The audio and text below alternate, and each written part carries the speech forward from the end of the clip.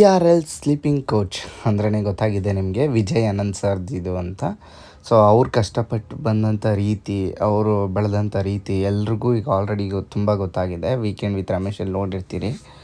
ಹಾಗೆ ನಾನು ಹೇಳೋದೇನೆಂದರೆ, ಯಾರೇ ಕಷ್ಟಪಟ್ಟರು ಒಂದಲ್ಲ ಒಂದಿನ ಫಲಿತಾಂಶ ಸಿಕ್ಕೇ ಸಿಗುತ್ತೆ. ಈಗ ನಾನು ಎಲ್ಲಿ ಹೊರಟಿದ್ದೀನಿ ಅನ್ನೋದಾದರೆ ನೋಡ್ತಿದ್ದೀರಲ್ಲ, ಗುರು ರಾಯರ ದರ್ಶನಕ್ಕೆ ಬಂದಿದ್ದೀನಿ. ನಾನು ರಾಯರ ದರ್ಶನ ಪಡೆದಿದ್ದು ತುಂಬ ಅಂದರೆ ತುಂಬ ಪುಣ್ಯ ಅಂತ ನಾನು ಹೇಳೋದಕ್ಕೆ ಇಷ್ಟಪಡ್ತೀನಿ. ಯಾಕಂದರೆ ಮುಂದೆ ಹೋಗ್ತಾ ನಿಮಗೆ ಗೊತ್ತಾಗುತ್ತೆ ನಾನು ಏನು ಪುಣ್ಯ ಮಾಡಿದ್ದೀನಿ ಅಂತ, ನೀವೇ ನೋಡಿ. ಹಾಗೆ ಮೊದಲಿಗೆ ರಾಯರ ವಿಶೇಷತೆಯನ್ನು ತಿಳಿಸ್ಕೊಡ್ತೀನಿ, ಕೇಳಿ. ಆಲ್ಮೋಸ್ಟ್ ಎಲ್ರಿಗೂ ಗೊತ್ತಿರ್ಬೋದು, ಯಾರಿಗೆ ಗೊತ್ತಿಲ್ಲ ಅವ್ರಿಗೆ ನನ್ನ ಕಡೆಯಿಂದ ತಿಳಿಸ್ಕೊಡೋ ಪ್ರಯತ್ನ ಅಷ್ಟೇ. ನಿಮಗಿಂತ ನಾನೇನು ದೊಡ್ಡವನಲ್ಲ, ಒಂದು ಚಿಕ್ಕ ಪ್ರಯತ್ನದಲ್ಲಿ ಚಿಕ್ಕದಾಗಿ ತಿಳ್ಕೊಂಡಿರೋದನ್ನ ಹೇಳೋದಕ್ಕೆ ಇಷ್ಟಪಡ್ತೀನಿ. ಏನಪ್ಪ ಅಂದರೆ, ಎಲ್ಲ ದೇವಸ್ಥಾನಗಳಲ್ಲೂ ಒಂದು ರಥೋತ್ಸವ ಅಂದರೆ ಒಂದು ರೌಂಡ್ ದೇವಸ್ಥಾನ ಸುತ್ತ ಬಂದರೆ ಅಲ್ಲಿಗೆ ಮುಗಿಯಿತು ಅಲ್ವಾ, ಒಂದು ರೌಂಡು ರಥ. ಸೊ ಅಂದರೆ ಈಗ ಮಾದಪ್ಪನ ಬೆಟ್ಟದಲ್ಲಿ ತೊಗೊಂಡ್ರೆ ನಿಮಗೆ ನಂದಿ ವಾಹನ, ಹುಲಿ ವಾಹನ ಹೀಗೆ ಇದೆ. ಅದಾದಮೇಲೆ ಚಿನ್ನದ ರಥೋತ್ಸವ, ಅದು ಬಂದು ಮಾದಪ್ಪನಿಗೆ ಒಂದು ರೌಂಡ್ ಇದು ಮಾಡ್ತಾರೆ ದೇವಸ್ಥಾನ ಸುತ್ತ. ಹಾಗೆ ಚುಂಚನಗಿರಿಯಲ್ಲೂ ಕೂಡ ಒಂದು ಸುತ್ತು ಚಿನ್ನದ ರಥೋತ್ಸವ ಇದು ಮಾಡ್ತಾರೆ. ಸೊ ಇಲ್ಲಿನ ವಿಶೇಷತೆ ಏನಪ್ಪ ಅನ್ನೋದಾದರೆ,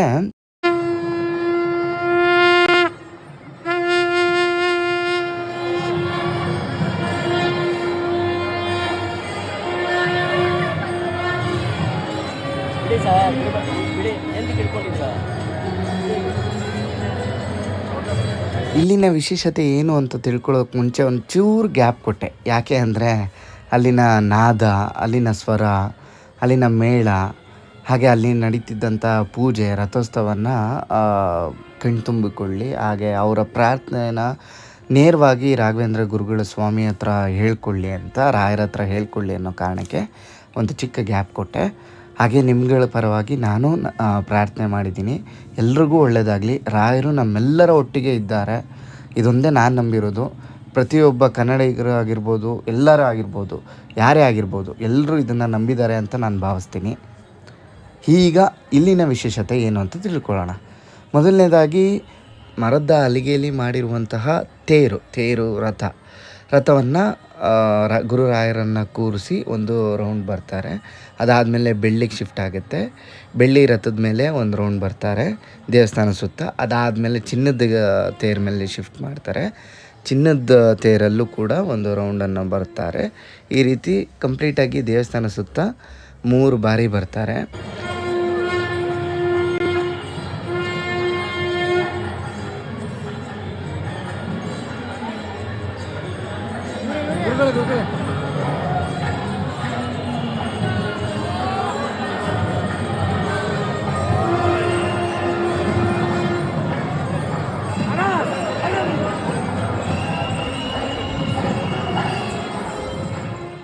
ಆ ಶಂಕುನಾದನ ಕೇಳ್ತಿದ್ದಾಗೆ ಮೈಯೆಲ್ಲ ಹಾಗೆ ವೈಬ್ರೇಟ್ ಆಗುತ್ತೆ ನಿಂತಿದ್ದ ಜಾಗದಲ್ಲೇ.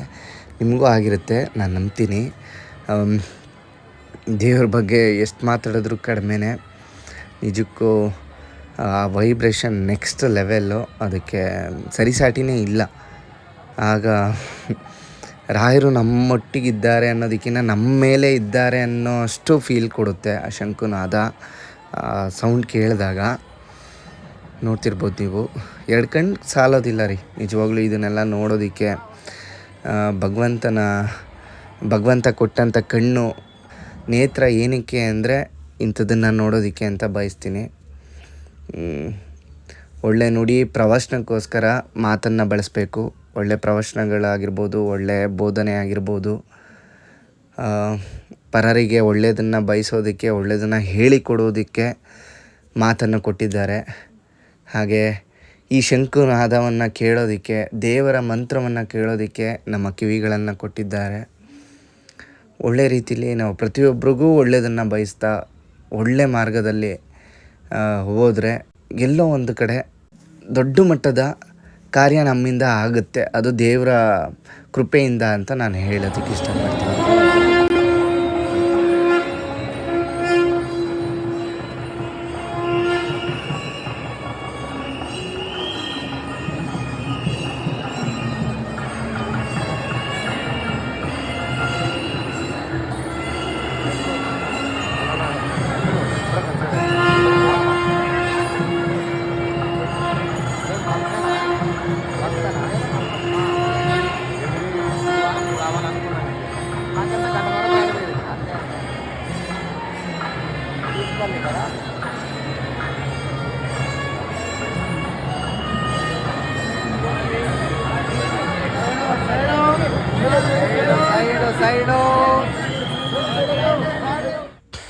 ಈಗ ನಾನು ಯಾರು ನಿಮಗೆ ತೋರಿಸ್ದೆ ಅವರೇ ಮಂತ್ರಾಲಯದ ಮುಖ್ಯಸ್ಥರು.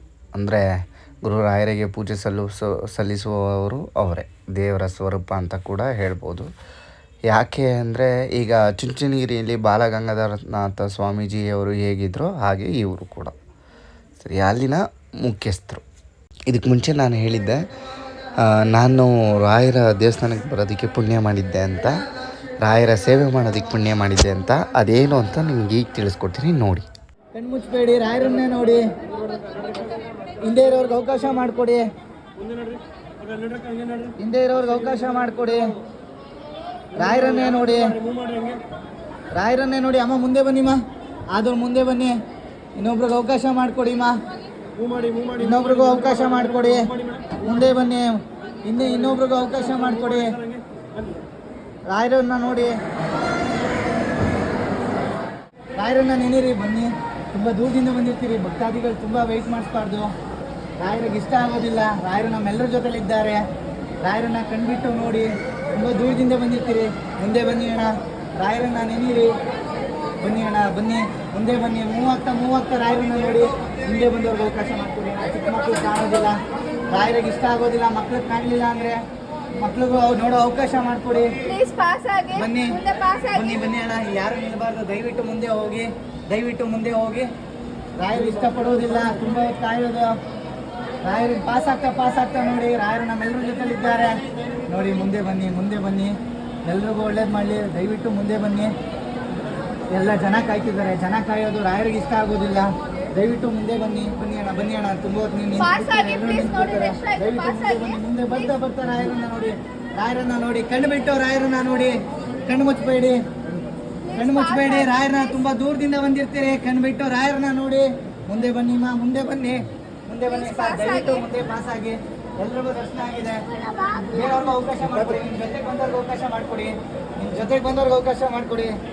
ರಾಯರು ಇಷ್ಟಪಡ್ತಾರೆ, ನಿಮ್ಮನ್ನ ಇಷ್ಟಪಡ್ತಾರೆ. ದಯವಿಟ್ಟು ಮುಂದೆ ಹೋಗಿ. ರಾಯರನ್ನ ನೆನೀರಿ. ರಾಯರು ನಮ್ಮೆಲ್ಲರೊಟ್ಟಿಗಿದ್ದಾರೆ, ಯಾರು ನಿಲ್ಲೋಗಿಲ್ಲ. ದಯವಿಟ್ಟು ಮುಂದೆ ಹೋಗಿ. ರಾಯರನ್ನ ನೆನೀರಿ. ಮುಂದೆ ಬನ್ನಿ ಅಣ್ಣ. ರಾಯರು ನಮ್ಮೆಲ್ಲರೊಟ್ಟಿಗಿದ್ದಾರೆ, ರಾಯರು ನಮ್ಮೆಲ್ಲರೊಟ್ಟಿಗಿದ್ದಾರೆ. ಮುಂದೆ ಬನ್ನಿ. ನಿಮ್ಮ ಹಿಂದೆ ಬಂದವ್ರಿಗೆ ಅವಕಾಶ ಮಾಡಿಕೊಡಿ. ನಿಮ್ಮ ಜೊತೆಗೆ ಬಂದವ್ರಿಗೆ ಅವಕಾಶ. ಗುರುರಾಯರ ಸೇವೆಯ ನಂತರ ನಾನು ಬಂದಿದ್ದೆ ಶ್ರೀಶೈಲಂಗೆ. ಇದು ಮಂತ್ರಾಲಯಕ್ಕೆ ಹತ್ತಿರ ಆಗಿರುವಂತಹ ಸ್ಥಳ ಕೂಡ. ಹಾಗೆ 12 ಜ್ಯೋತಿರ್ಲಿಂಗದಲ್ಲಿ ಮಲ್ಲಿಕಾರ್ಜುನ ಸ್ವಾಮಿ ಕೂಡ ಒಂದು ಕ್ಷೇತ್ರ ಅಲ್ವಾ. ಸೊ ನನಗೆ ನನ್ನ ಡ್ರೀಮ್ ಅಂತಲೇ ಹೇಳ್ಬೋದು 12 ಜ್ಯೋತಿರ್ಲಿಂಗನ ನೋಡೋದು. ಆ್ಯಂಡ್ ನಾನು ಇನ್ನೊಂದು ಏನು ಹೇಳೋದಕ್ಕೆ ಇಷ್ಟಪಡ್ತೀನಿ ಅಂದರೆ, ದೇವಸ್ಥಾನಕ್ಕೆ ನಾವು ಹೋಗಬೇಕು ಅಂದ್ಕೊಳ್ಳೋದಕ್ಕಿಂತ ದೇವರು ನಮ್ಮನ್ನು ಕರೆಸ್ಕೋಬೇಕು ಅಂತ ಹೇಳೋದಕ್ಕೆ ಇಷ್ಟಪಡ್ತೀನಿ. ಯಾಕಂದರೆ ನಾವು ಅಂದ್ಕೊಂಡಿದ್ದ ತಕ್ಷಣ ಹೋಗೋದಕ್ಕಾಗಲ್ಲ. ಇನ್ ಕೇಸ್ ಏನಾದರೂ ನಾವು ಹೋದರೂ ಕೆಲವೊಮ್ಮೆ ದೇವ್ರ ದರ್ಶನ ಸಿಗದೆ ವಾಪಸ್ ಬರ್ತೀವಿ. ನೀವು ಕೂಡ ಆಗಿರ್ಬೋದು ಎಷ್ಟೋ ಜನಕ್ಕೆ ಈ ಅನುಭವ.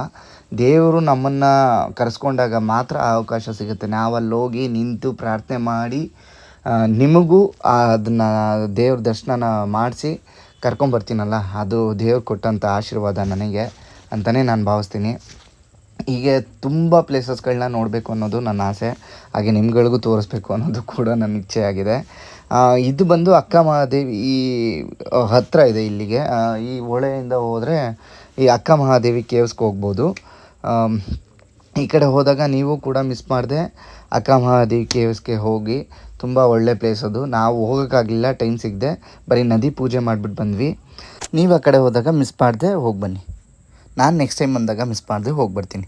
ಹಾಗೆ ನಿಮ್ಗೆ ತೋರಿಸ್ತಿರೋದು ಆಂಜನೇಯ ಸ್ವಾಮಿಯವರು ನಿಜವಾಗ್ಲೂ ಮೆಟ್ಟಂತಹ ಪಾದರಕ್ಷೆ ಆಯಿತಾ. ಇದು ಕೂಡ ಒಂದು ಹಿಸ್ಟ್ರಿ ಇದೆ, ದೇವರ ಕಲ್ಲು ಅಂತ. ಇದು ಕೂಡ ನಿಮಗೆ ತೋರಿಸ್ತಿರೋದು ನಾನು.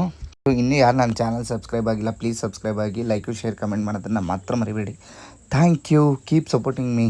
ಆಮೇಲೆ ಮರಿಬೇಡಿ, ರಾಯರು ನಮ್ಮೆಲ್ಲರ ಒಟ್ಟಿಗಿದ್ದಾರೆ.